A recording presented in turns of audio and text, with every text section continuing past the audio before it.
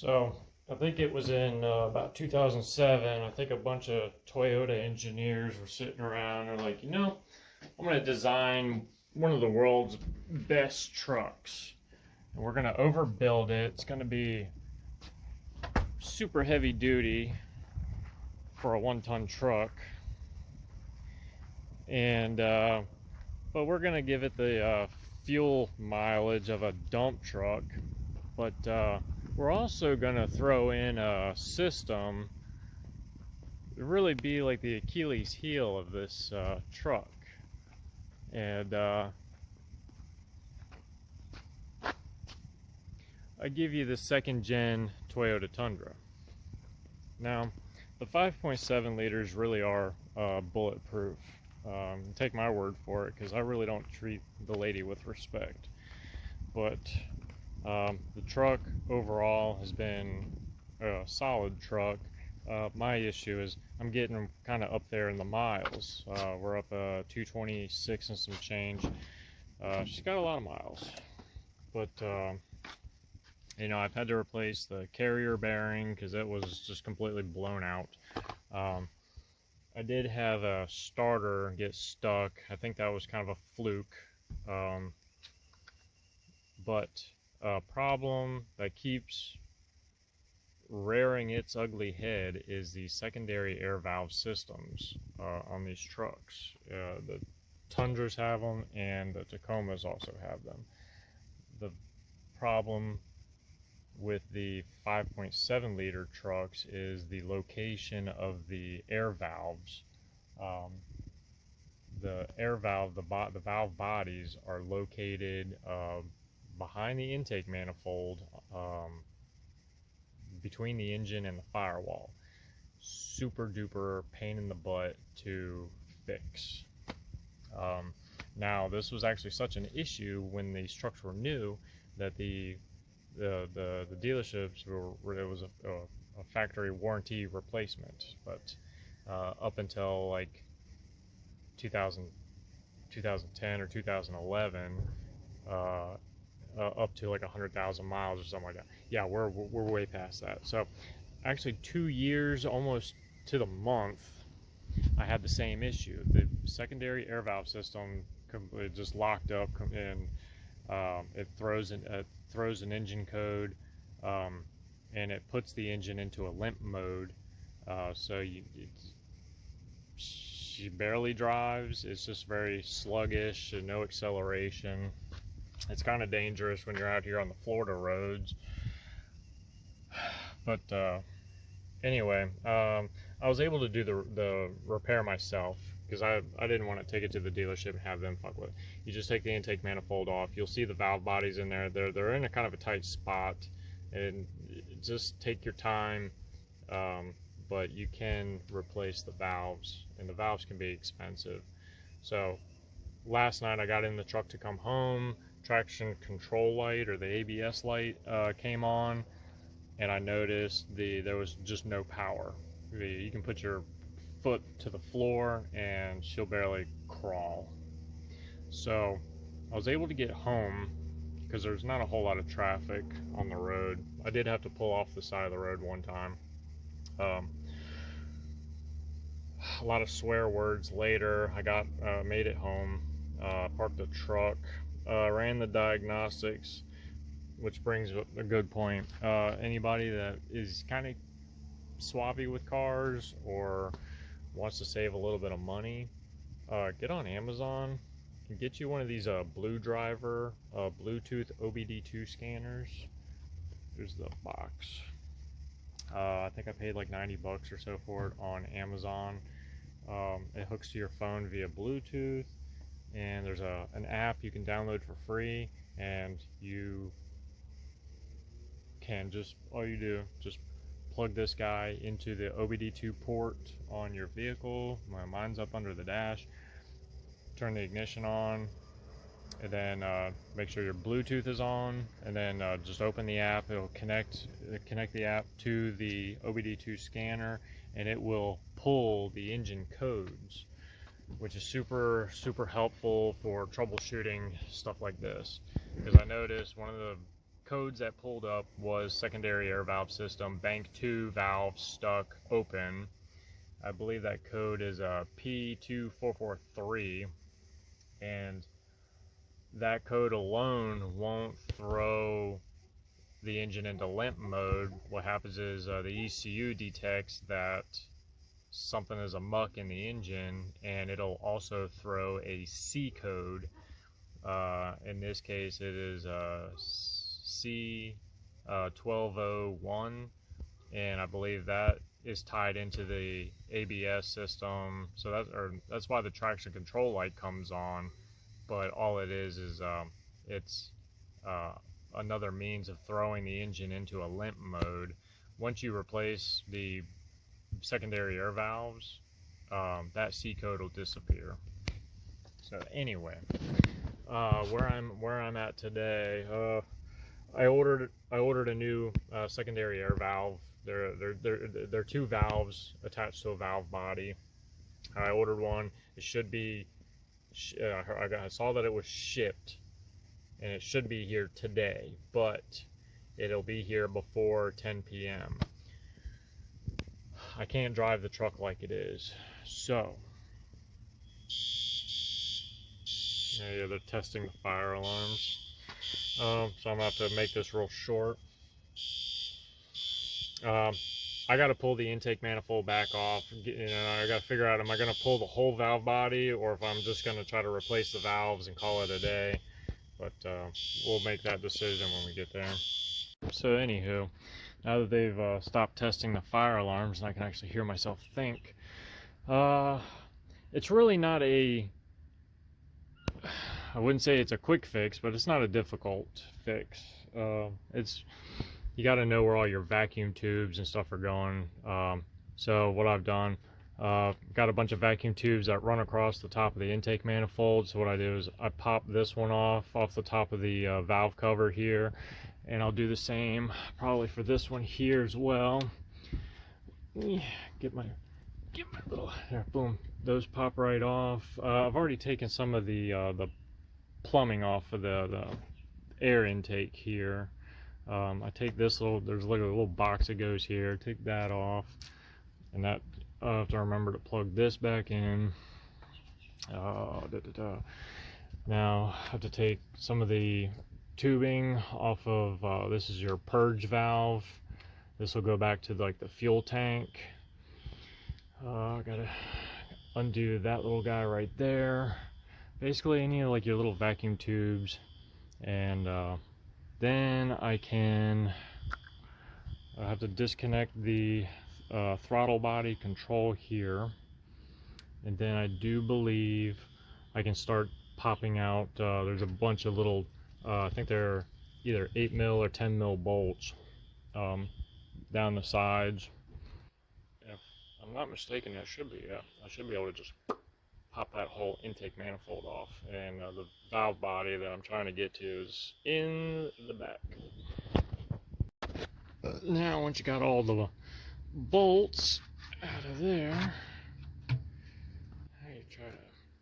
we'll have to lift this out. I need 2 hands, and I got a leaf trying to go down into the intake here. Ow, my finger and my hand, I'm stuck. Alright, got the intake manifold out, and you can see, so this is the valley on top of the engine. Here's your intake ports. Be sure not to drop anything down in those holes, or you're not going to get them back. That's the culprit right there. These 2 valves are mounted to this body here, and it's a real mother to get that out. But here's an idea. Here's what I got. I'm gonna pull these hoses off. These are the 2 hoses coming from the air pumps in the front. They blow fresh air into these valves, and these electronically control the flow into the exhaust manifolds. You can just barely see there's one tube down in there, goes down to the exhaust, and there's the other one down in there. Anyway, so an idea that I had was, you can see where those valves are held in with those 4 bolts or screws on the top. I was thinking about taking those out and just see if I can replace those the valve bodies. I'm sorry, the actual valves, and just leave that valve body in there, so I don't have to mess with trying to get a wrench down in there and undo those. That's an idea that I have. So I'm just waiting. At this point, I'm just gonna take some paper towels. I'm gonna cover these intake ports so nothing gets down in there.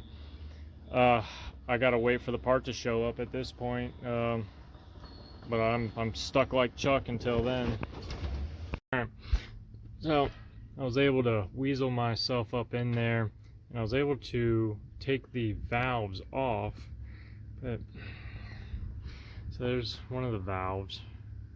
But one thing that's rather disturbing is the amount of moisture inside these things, which is kind of the crux of these things. They're obviously getting a little bit of heat, but once you start getting like all that moisture in them, that's when bad things happen. So I wish maybe I can just like kind of mess around with these things and free them up. I could throw them back in there and just be done with this, but I've already bought the new valves, so it is what it is. The moisture in the system, so I got to turn my attention up this way. The air pumps are inside the fender behind the splash shield up in there. What happens is when you're driving down the road, like all that spray gets sucked into those air pumps, and sometimes the air pump will collect enough water inside them, they'll short the pumps out, but any of that residual moisture ends up going through the air tubes and into the valve. So I got some more work I got to do. What am I doing back here? So look what I got. Look what just showed up. Got the new valves, they just showed up. Thank God. I didn't want to have to wait all freaking day for these things. So here's what I'm gonna do. I'm gonna snaggle these valves off this valve body, swap them out real quick, and get this thing buttoned up, because your boy Mike is getting kind of hungry and I need some food. Alright, let's get to work. What are you doing? Quit playing around. Okay, that actually surprisingly worked. I was able to snag those 2 valves off the new valve body, which is this, and it's got the valves and a little O-ring gasket around there. That's that. So now we got new valves in there. I got them hooked up, snugged down. Now I got to throw intake manifold back in. Then I can start figuring out all the vacuum plumbing, put my throttle body back on, put my intake back in. I think we're good to go. This will probably only take me about 30 minutes. Alright, moment of truth. So I think I've got everything buttoned up in there. Got all my bolts tight, guten tight. I got the intake all back together. Got all my vacuum tubes hooked up. Got the brake master vacuum source hooked back up. Purge valve for the fuel tank. Got electrical connectors all back on. Big one is the positive crankcase ventilation. If you leave that off, you'll get a bad idle. Got the PCV going to the valve covers back on. Alright, moment of truth. I think she's ready to fire up. So what I'm looking for is to see if that traction control light turns off. That means it's disabled that limp mode.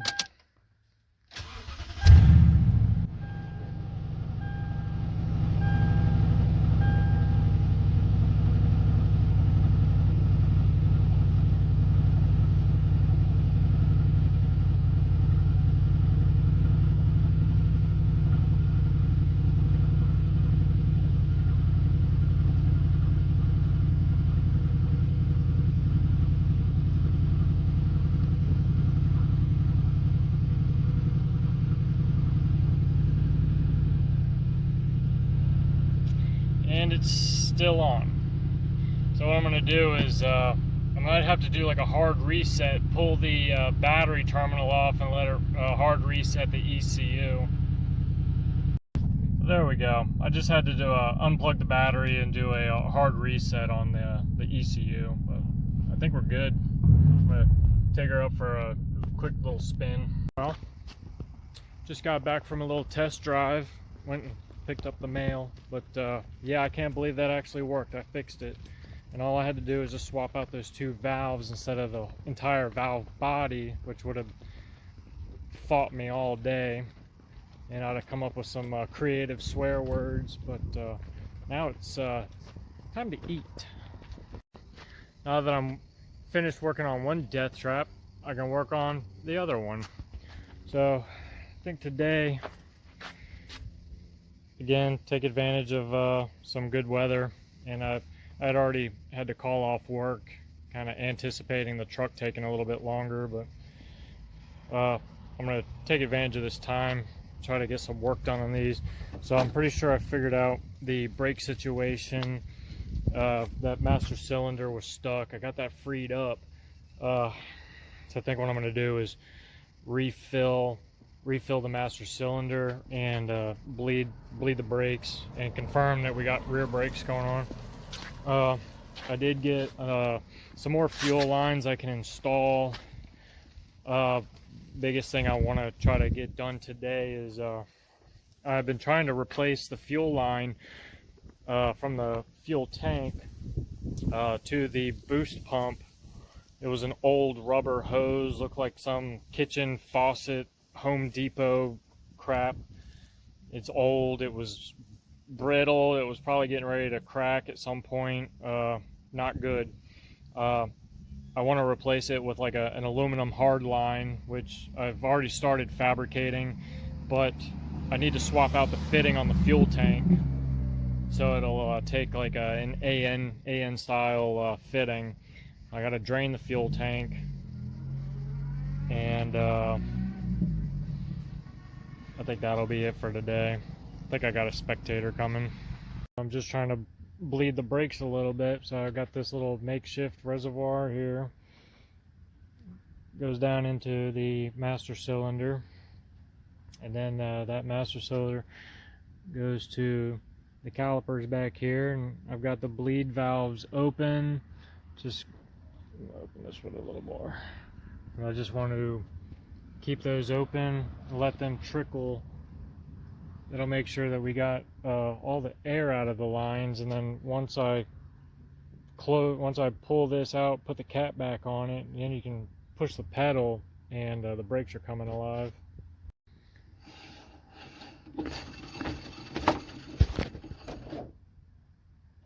So we got some brakes.